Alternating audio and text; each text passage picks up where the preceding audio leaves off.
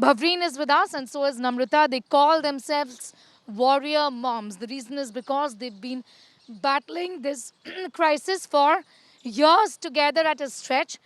And that's the reason why there is, Bhavreen, a sense of fatigue right now, given that the government has also changed. What really is going on as far as the advocacy for right to breathe is concerned?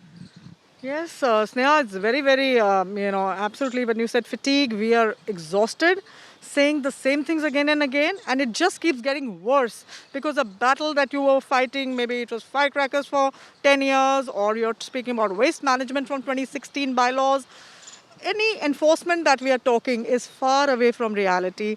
The reason that we are here, and so it's come from denial to now lies in the sense of data being fudged. Citizens are confused. It's a misleading movement going on, so that it's just an illusion being made. The optics are being The air is promoted. not as bad. Air is not bad, and then everything is being done, whether in the name of a.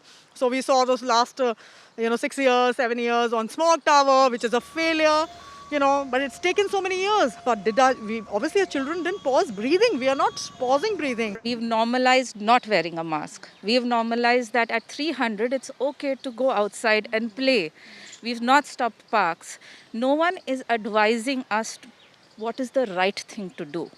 This is not correct. They're going to have charcoal lungs at the end of it. My son wears a mask to school. Schools need to send a directive. Schools are waiting for an advisory. Nothing is coming from the government. When we are writing, we are literally begging. It's not a request now, we are really begging that do the right things so people know. The schools know. The elite schools were having sports day a couple of days ago.